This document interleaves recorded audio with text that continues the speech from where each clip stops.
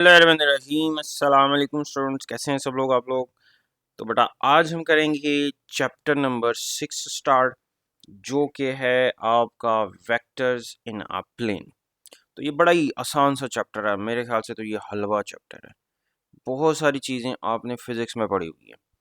तो तो आज हम इस चैप्टर की पहली एक्सरसाइज करेंगे, विच इज एक्सरसाइज 6.1। चलो जी स्टार्ट करते हैं आज का लेक्चर।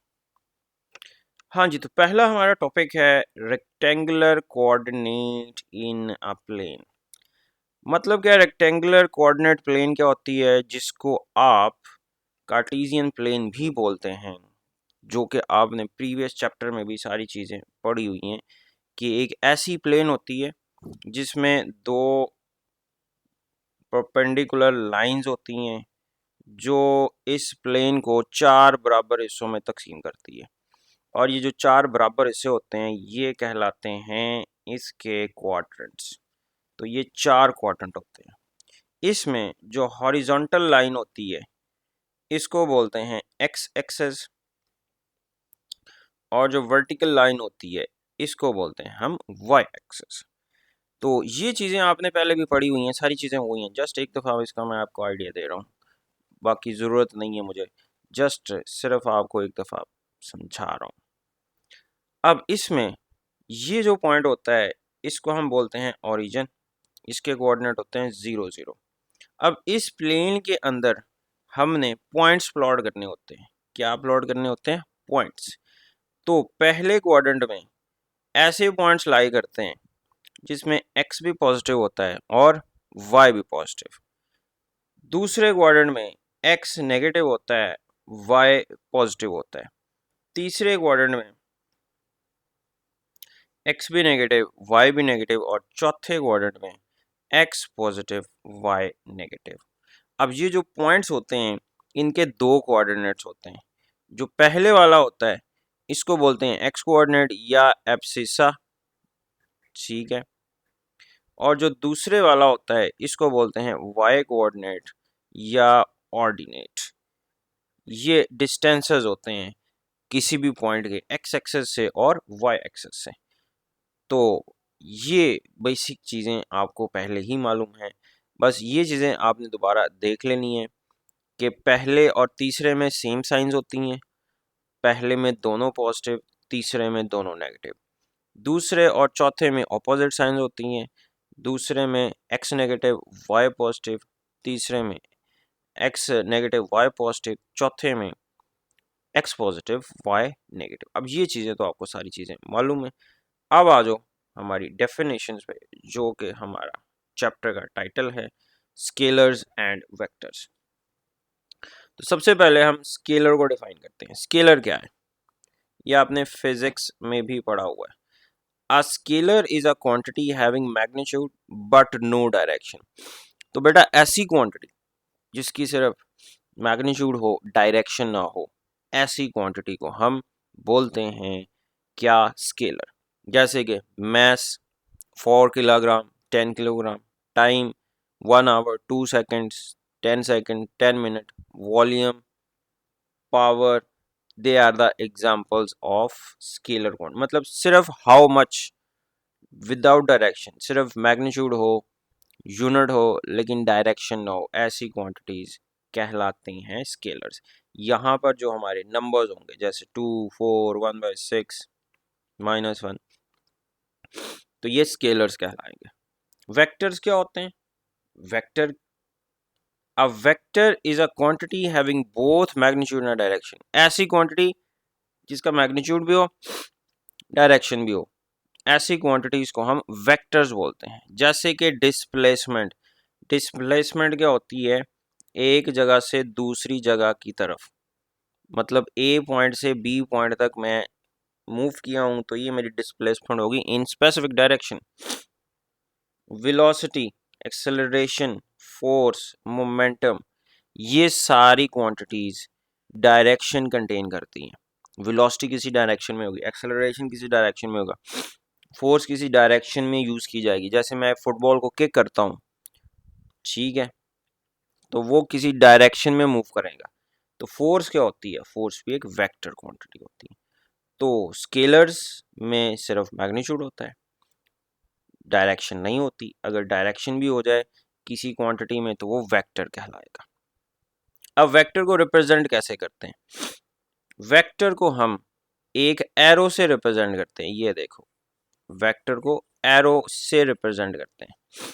अब किसी भी वेक्टर के दो पॉइंट्स होते हैं, ठीक है। A vector has a tail and a tip. Consider this diagram. इसमें जो टेल पॉइंट है ए, इसको बोलते हैं इनिशियल पॉइंट, और जो टिप पॉइंट बी है इसको बोलते हैं टर्मिनल पॉइंट ऑफ वेक्टर। और वेक्टर को हम ऐसे रिप्रेजेंट करते हैं, ए इनिशियल पॉइंट से बी टर्मिनल पॉइंट की तरफ वेक्टर, और ऊपर एक एरो लगाते हैं। या तो वेक्टर को ऐसे लिखेंगे, या वेक्टर को ऐसे लिखेंगे, या वेक्टर के नीचे हम लाइन लगाएंगे। अगर हम स्मॉल अल्फ़ाबेट्स में लिखेंगे तो ऐसे लिखेंगे, और अगर हम इनिशियल पॉइंट और टर्मिनल पॉइंट की हेल्प से लिखेंगे तो ऊपर लगा दो एरो या नीचे लगा दो। तो ये होती है वेक्टर की रिप्रेजेंटेशन ग्राफिकली, ठीक है। अब वेक्टर्स की कुछ टाइप्स हैं, यहाँ पे थोड़ी ही दी हुई हैं, ठीक है। जितनी है हम उतनी ही तैयार करेंगे। पहला होता है नेगेटिव ऑफ अ वेक्टर। क्या नेगेटिव वेक्टर क्या होता है, अगर a vector that has the same magnitude as the given vector but opposite direction, then it is called negative of a vector।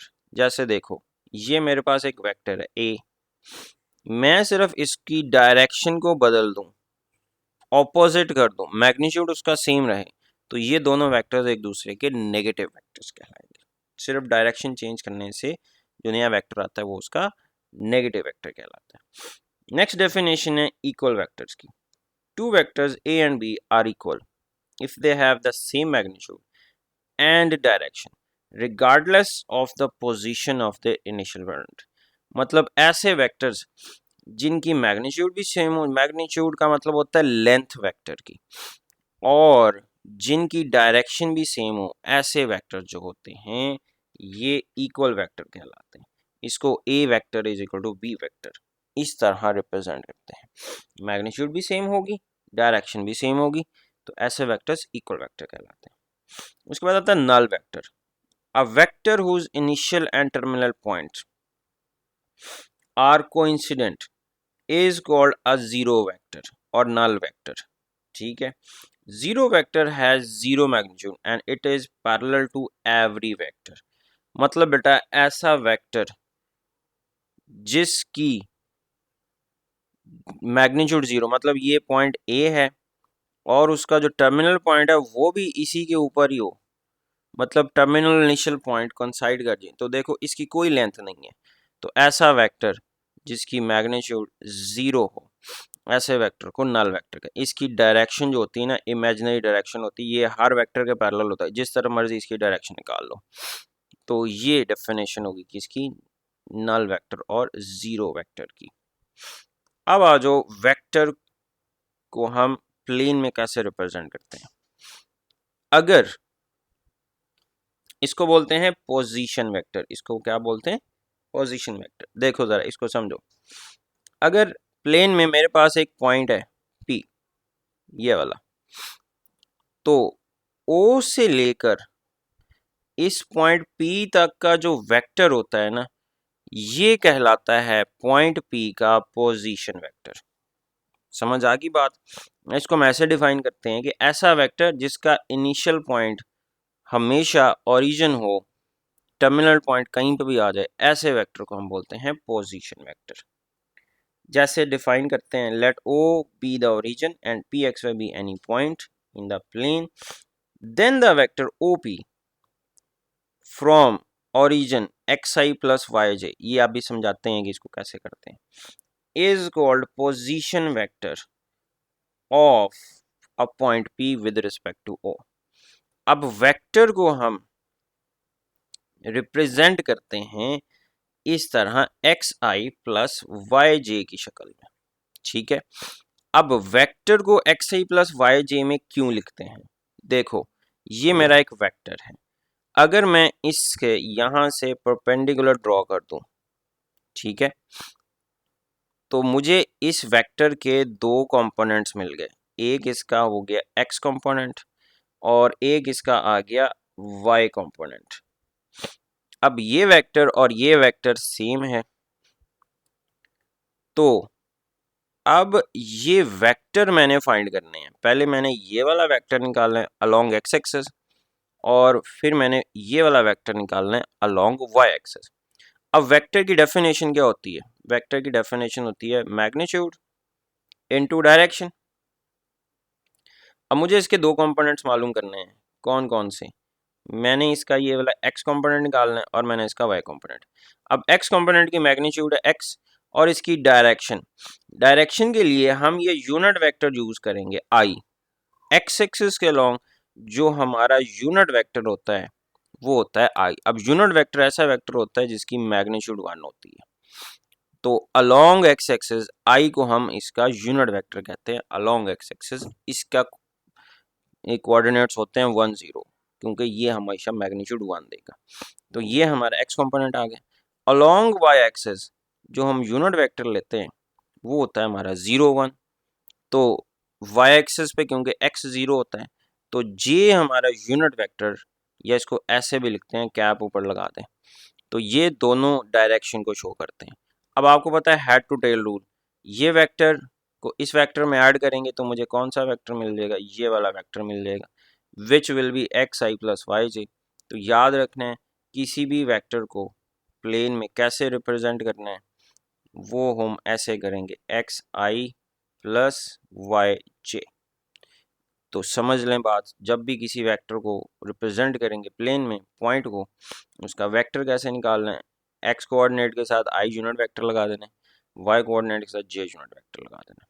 तो ये होती है वेक्टर की रिप्रेजेंटेशन।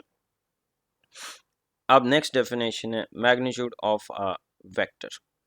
अगर मेरे पास एक वेक्टर है, यहां से शुरू करते हैं, let P x y be any point in the plane, then the magnitude of position vector O P x I plus Y j, ये इक्वल होती है आई के कोफिशिएंट का स्क्वायर प्लस जे के कोफिशिएंट का स्क्वायर। तो सिंपल सा फॉर्मूला है, डिराइव कैसे होता है? यहाँ से परपेंडिकुलर ड्रॉ करें, यहाँ से यहाँ तक लेंथ x है, यहाँ से यहाँ तक लेंथ y है, तो यहाँ से यहाँ तक की जो वेक्टर की लेंथ होती है ये इसका मैग्नीट्यूड कहलाती है। तो आपने पाइथागोरस थ्योरम लगा लेना है कि हाइपोटेनस का स्क्वायर इक्वल होता है बेस का स्क्वायर प्लस परपेंडिकुलर का स्क्वायर। तो याद रखना है किसी की मैग्नीट्यूड वेक्टर की कैसे निकालनी है, x square plus y square का स्क्वायर रूट। तो ये हो गई definition magnitude of a vector की। अब आ जाओ कि अगर हमें दो पॉइंट्स गिवन हो तो उनके दरमियान वेक्टर कैसे निकालना है? वेक्टर बिटवीन टू पॉइंट्स, ठीक है, दो पॉइंट्स हो उनके दरमियान वेक्टर निकालना है। जैसे एक पॉइंट मेरा A x one y one है, दूसरा B x two y two है, इनके दरमियान वाला ये वेक्टर फाइंड करना है ए से बी तक का। तो उसके लिए क्या करना है? मैंने ओ ए फाइंड करना है, ए का position vector, O B find करना है, बी का पोजीशन वेक्टर। तो इसकी हेल्प से मैंने ये ए बी वेक्टर निकाला। अब देखो यहाँ पर हमने लगाना है हेड टू टेल रूल। तो अगर मेरा ए का पोजीशन वेक्टर है ओ ए बी हमारा दूसरा वेक्टर हो गया, तो अगर एक वेक्टर की टेल हेड के साथ दूसरे वेक्टर की टेल कंसाइड कर रही हो तो ये जो इसका वेक्टर होता है ये इन दोनों वेक्टर्स का क्या होता है? रिजल्टेंट होता है ओ ए प्लस ए बी। मतलब ओ बी वेक्टर किसके इक्वल होगा? O A plus A B के। तो ए बी वेक्टर कैसे निकालना है? Position vector of B minus position vector of A. तो ए बी का फॉर्मूला याद रखना, ओ बी माइनस ओ ए, मतलब टर्मिनल पॉइंट के पोजीशन वेक्टर में से इनिशियल पॉइंट का पोजीशन वेक्टर माइनस करना है, तो ये ए बी वेक्टर कहलाएगा। इस तरह ए बी वेक्टर फाइंड करते हैं। उसके बाद लास्ट डेफिनेशन है, फिर हम एक्सरसाइज स्टार्ट करते हैं। पैरेलल वेक्टर्स, दो वेक्टर्स कब पैरेलल होते हैं? उसके लिए ये फॉर्मूला याद रखना है, two vectors A and B are parallel if A is equal to lambda B. अगर ये दो वेक्टर्स एक दूसरे के मल्टीपल की फॉर्म में लिखे जा सकें तो ऐसे वेक्टर्स पैरेलल कहलाते हैं।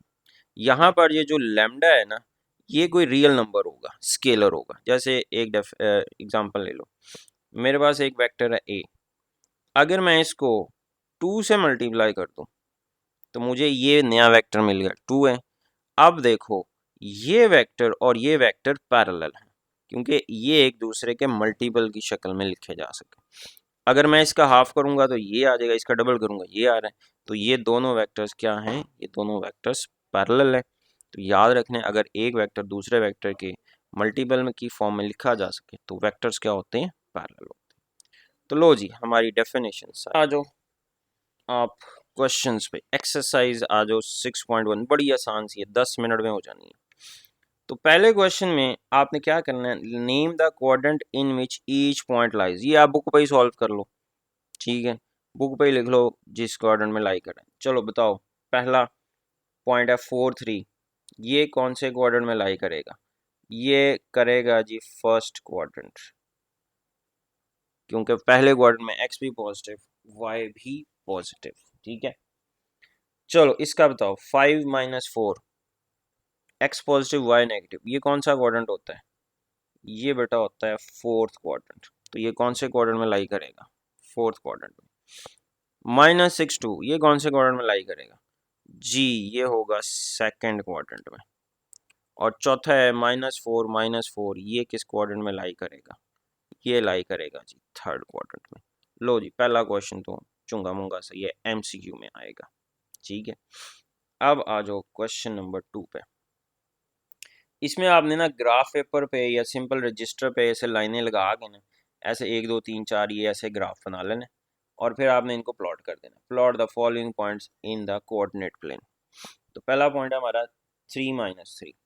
अब ये सबसे पहले देखना है कौन से क्वाड्रेंट में लाई कर रहा है। ये लाई कर रहा है जनाब हमारा फोर्थ क्वाड्रेंट में। तो एक्स एक्सिस के अलॉन्ग 1 2 3, ये हमारा 3 आ गया, नीचे की तरफ कितना जाना है, -3, ये आ गया 3, और ये आ गया -3। तो हमारा पॉइंट क्या आ गया, 3 - 3। लो जी, ये हमने ग्राफ पेपर पे पहला पॉइंट ड्रॉ कर दिया, 3 - 3, ठीक है। इसी तरह दूसरा पॉइंट है -3 और 3, ये पॉइंट कहाँ लाई करेगा, ये सेकंड क्वाड्रेंट में होगा। तो -3 इस तरफ, 1 2 3, तो मतलब -3 ये हो गया, ऊपर की तरफ कितना जाना है 3, तो -3, और y एक्सिस की वैल्यू आ जाएगी 3। तो ये हमारा पॉइंट कहाँ पे आ गया, सेकंड क्वाड्रेंट में -3 3। तो ये हमारा ग्राफ ड्रॉ हो गया -3 3, ठीक हो गया। सी पॉइंट है हमारा, सी पॉइंट है 5 7, 5 7 है फर्स्ट क्वाड्रेंट में, अलोंग एक्स एक्सिस 5, ये आ गया हमारा 5, ठीक है। अलोंग वाई एक्सिस कितना जाना है हमने, 7 तक जाना है, 1 2 3 4 5 6 7। तो ये हमारा सी पॉइंट हो गया 5 7। चलो जी, लास्ट पॉइंट डी है -2 -4, ये बनेगा चौथे थर्ड क्वाड्रेंट में, ठीक है। तो -2 ये हो गया, नीचे की तरफ आना है। अब आपने कितना, -4 आना है, ये हमारा -4 है, ठीक है। तो ये वाला पॉइंट हमारा डी ड्रॉ हो गया -2 -4। तो बस इस तरह ये आपने इसका ग्राफ बनाना है, ठीक है। तो सिर्फ ग्राफ पेपर पे प्लॉट कर देना है। क्वेश्चन नंबर 3, ये भी चुंगा मुंगा सही है। इसमें आपने ये वेक्टर गिवन है, आपने बस इसकी टेल और टिप बतानी है।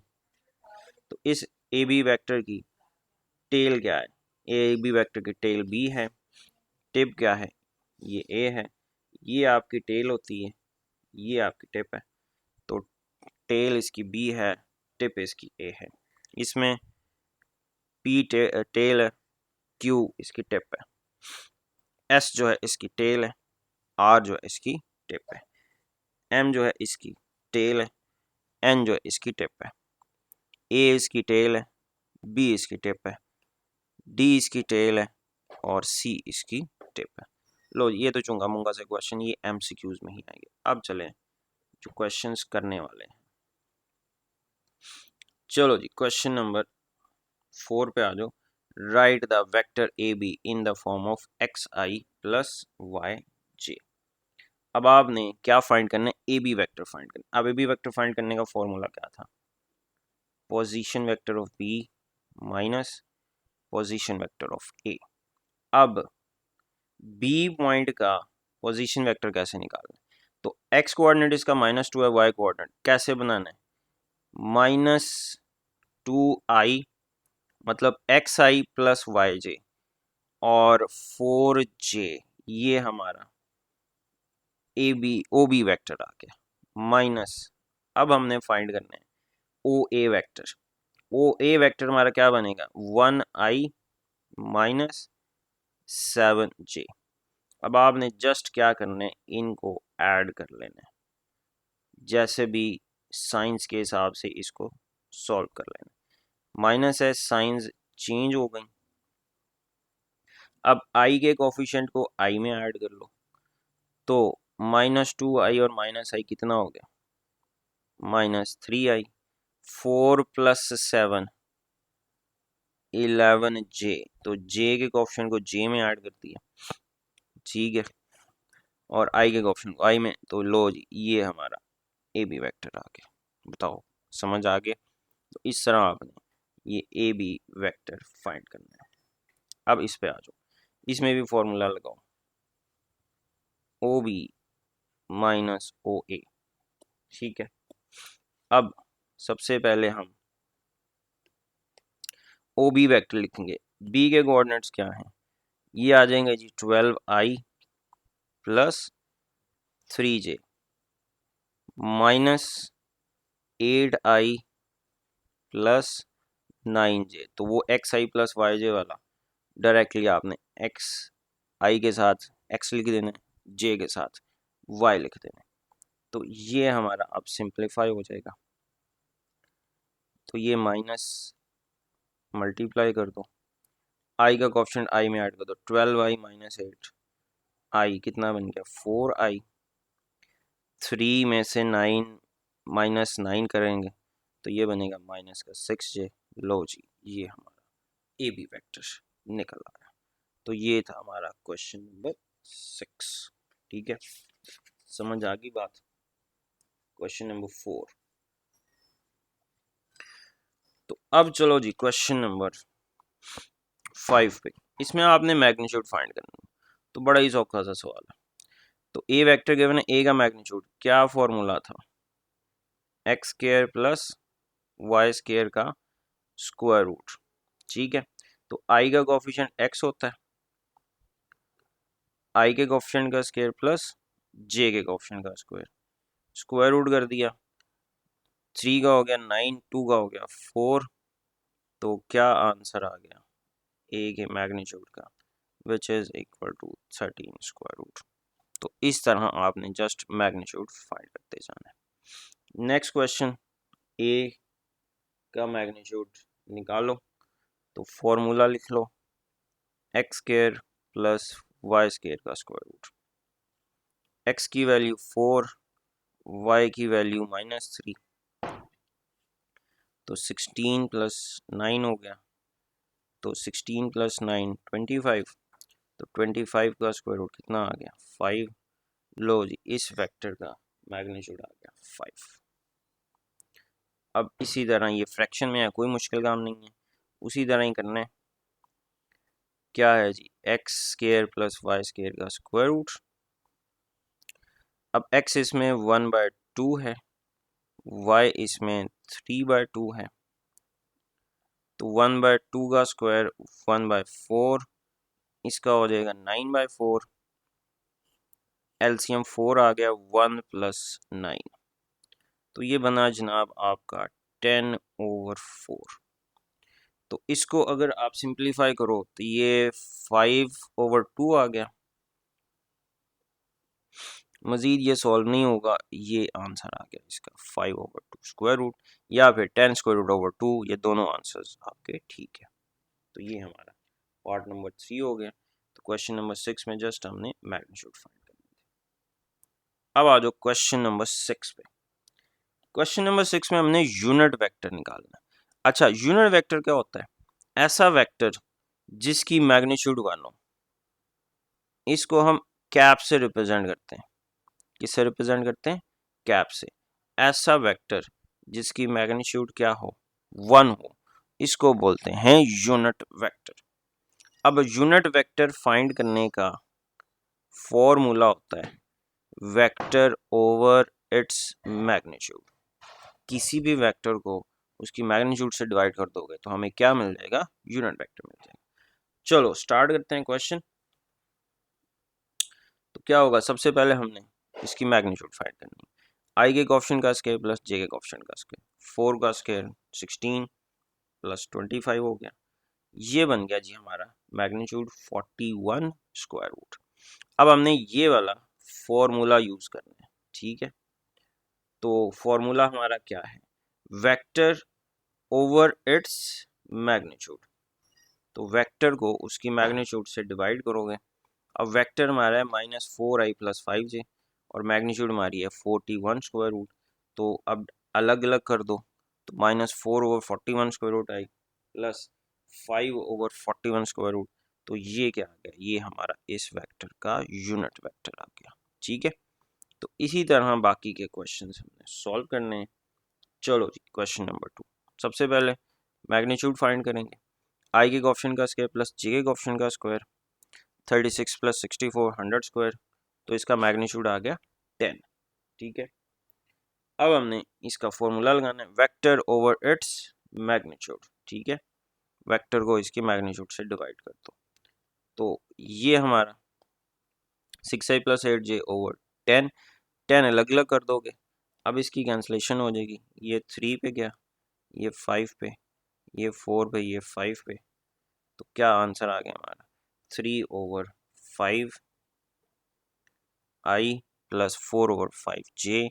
तो ये है जी हमारा क्वेश्चन नंबर पार्ट 2, ठीक है। अब आ जाओ इस क्वेश्चन पे। अब इस क्वेश्चन में भी आपने क्या करना है? यूनिट वेक्टर निकालना है। पहले मैग्नीट्यूड निकालो। आई के कोएफिशिएंट का स्क्वायर प्लस जे के कोएफिशिएंट का स्क्वायर। तो ये बना जी हमारा 1/6 प्लस 1/6। तो डिनोमिनेटर सेम हो, न्यूमरेटर्स ऐड हो जाते हैं। तो ये बन गया 2/6, 2/6 हो गया 1/3 और 1/3 का स्क्वायर रूट क्या हो गया? होल का 1/3 स्क्वायर रूट। तो मैग्नीट्यूड हमारी ये आ गई। अब आपने फॉर्मूला लगाना है यूनिट वेक्टर का। क्या होता है?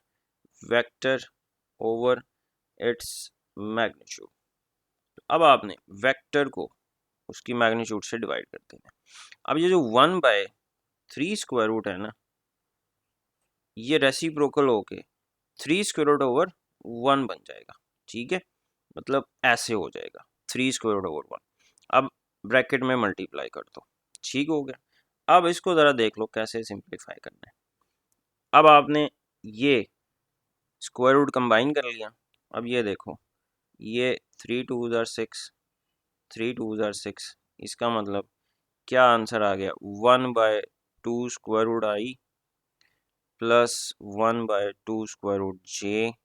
तो ये हमारा आंसर आ गया इसके यूनिट वेक्टर का। तो ये था पार्ट नंबर 3। अब आ जाओ पार्ट नंबर 4 पे। ये भी ऐसे ही करना है, पहले मैग्नीट्यूड फाइंड करना है, ठीक है। तो मैग्नीट्यूड हमारा आ गया ये 13/16। तो 13 का स्क्वायर रूट ओवर 4 आ गया, ठीक है। तो अब ये हमारी मैग्नीट्यूड आ गई। यूनिट वेक्टर का फॉर्मूला लगाओ वेक्टर ओवर इट्स मैग्नीट्यूड। तो ये ऊपर जाएगा 4/13 स्क्वायर रूट हो जाएगा। अब इसको मल्टीप्लाई कर लो अंदर, इसके साथ किया तो ये 2 2 ज़ार 4, 4 4 से कैंसिल। तो हमारा क्या आंसर आ गया? 2/13 स्क्वायर रूट आई। और ये वेक्टर का निशान लाजमी लगाना है, ठीक है। तो वेक्टर यूनिट वेक्टर लाजमी लिखना है। तो ये हमारा क्या आ गया? इसका यूनिट वेक्टर आ गया। तो ये था जी क्वेश्चन नंबर हमारा 6। अब आ जाओ क्वेश्चन नंबर 7 पे।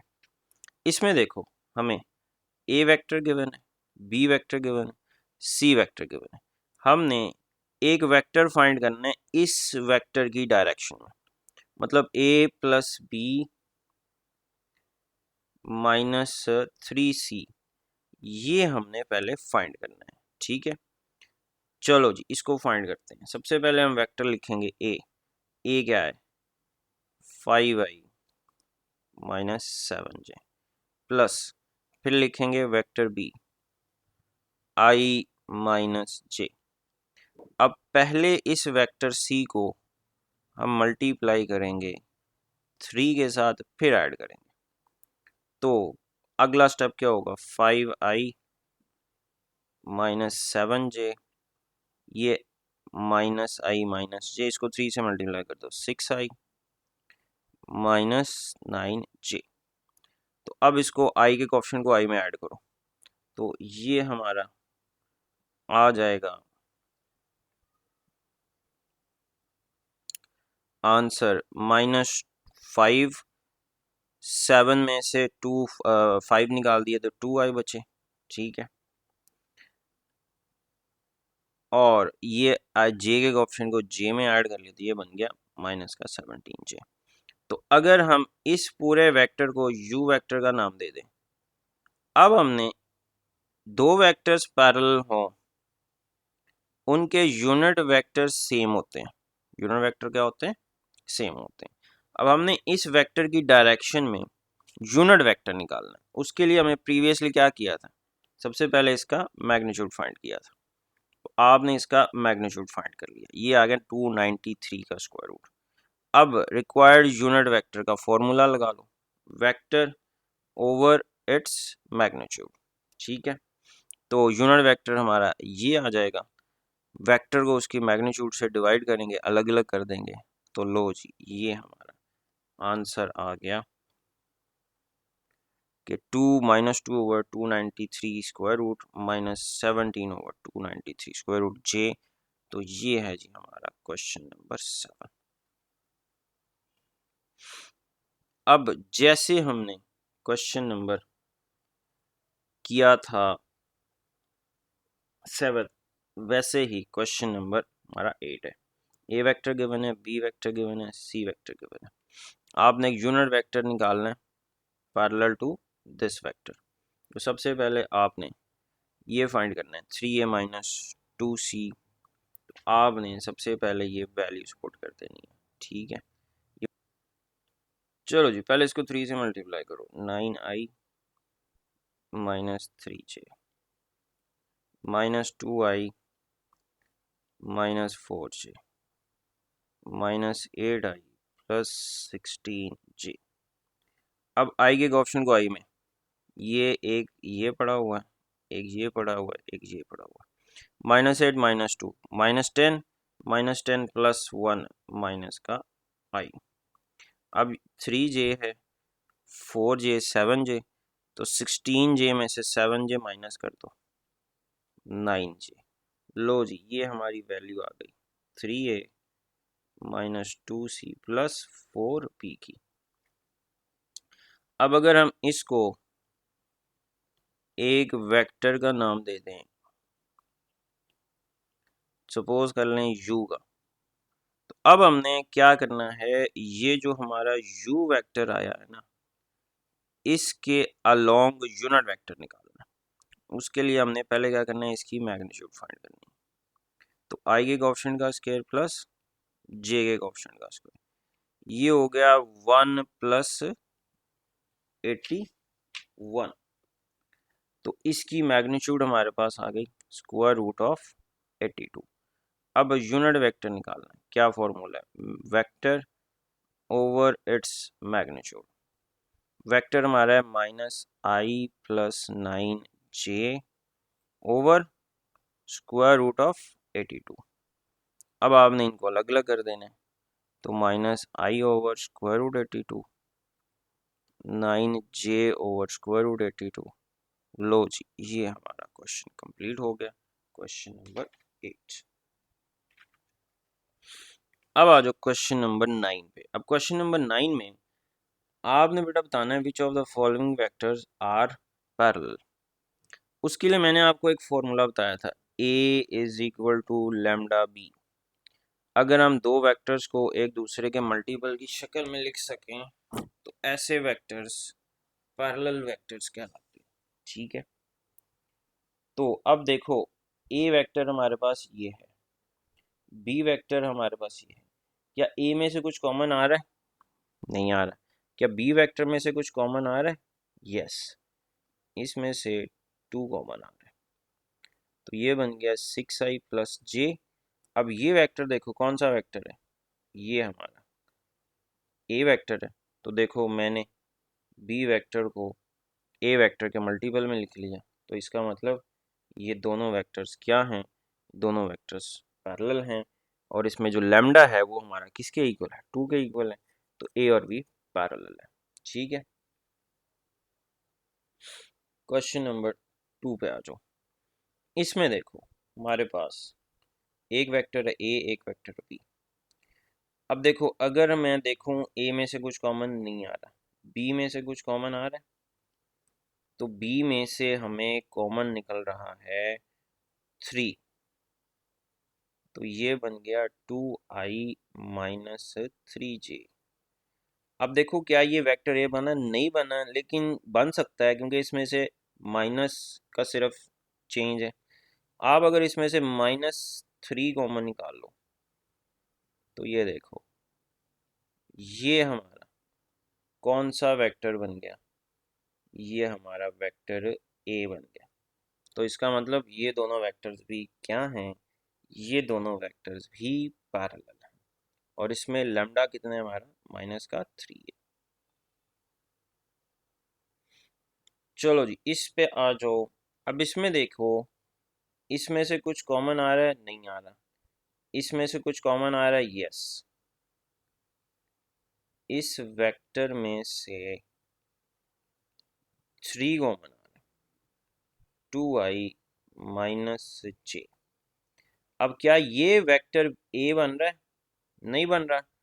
इसका मतलब ये मल्टीपल में नहीं लिखा जा सकता। तो it means so these vectors are non parallel, क्योंकि ये मल्टीपल में नहीं लिखे गए। अब इसी तरह देखो इसमें बी वेक्टर में से 2 कॉमन आ रहा है, तो ये वेक्टर हमारा ए बन गया। तो बी इक्वल आ गया 2a के। इसका मतलब ये दोनों वेक्टर्स पैरेलल है। और लैम्डा यहाँ पे क्या है, लैम्डा 2 आ गया क्योंकि एक दूसरे के मल्टीपल में लिखे जा सकते। तो ये था जी क्वेश्चन नंबर। अब आ जाओ क्वेश्चन नंबर 10 पे। तो क्वेश्चन नंबर 10 क्या है, 10 में क्या करना है जी, हमने find a vector thrice in length of 3i minus 2j। ठीक है, बट ऑपोजिट इन डायरेक्शन। एक वेक्टर निकालना है जो इस वेक्टर के 3 टाइम्स हो और ऑपोजिट हो डायरेक्शन में। सपोज हम इसको रख लेते हैं ए। ये हमारा ए वेक्टर है 3i माइनस 2j। अब हमने जो नया वेक्टर निकालना है वो इस वेक्टर का 3 टाइम्स है। आपने इसको 3 से मल्टीप्लाई कर देना, 9i माइनस 6j। अब वेक्टर जो है जो हमने फाइंड करना है इसकी ऑपोजिट डायरेक्शन में होगा। तो इसका मतलब हमने इसको किससे मल्टीप्लाई करना है, माइनस के साथ मल्टीप्लाई करना है। तो इट मीन्स ये होगा -9i प्लस 6j। तो ये वो हमारा वेक्टर है जो इस वेक्टर के 3 टाइम्स के इक्वल है और ऑपोजिट है इसकी डायरेक्शन में। तो बस ये सीधा सा क्वेश्चन था, क्वेश्चन नंबर 10। क्वेश्चन नंबर 11 पे आ जाओ। Find 2 vectors that are double in magnitude, one in same direction of it and other in its opposite direction. ठीक है, इसमें 2 वेक्टर्स निकालो। चलो पहला वेक्टर निकालते हैं। पहला वेक्टर जो है इसको मैं ए का नाम दे देता हूँ। ये सेम डायरेक्शन में होगा और इसका डबल होगा इस वेक्टर का। तो इसको मैं +2 से मल्टीप्लाई करूँगा। तो इससे क्या होगा, मुझे जो नया वेक्टर मिलेगा वो इसका डबल होगा लेकिन सेम डायरेक्शन में होगा। तो मेरा पहला वेक्टर क्या आ गया, ए आ गया। अब मैंने दूसरा वेक्टर निकालना है, vector in opposite direction with double magnitude. इसको मैं बी का नाम दे देता हूँ। अब इसकी मैग्नीट्यूड डबल है लेकिन ऑपोजिट डायरेक्शन में, तो मैं इसको -2 से मल्टीप्लाई करूँगा तो ये मेरा दूसरा वेक्टर आ जाएगा। तो ये वो दो वेक्टर्स हैं जो इसके पैरेलल हैं लेकिन एक सेम डायरेक्शन में है और एक ऑपोजिट डायरेक्शन में है। तो ये है जी हमारी एक्सरसाइज 6.1। तो इंशाल्लाह नेक्स्ट लेक्चर में हम करेंगे एक्सरसाइज 6.2। तब तक के लिए अल्लाह हाफिज़।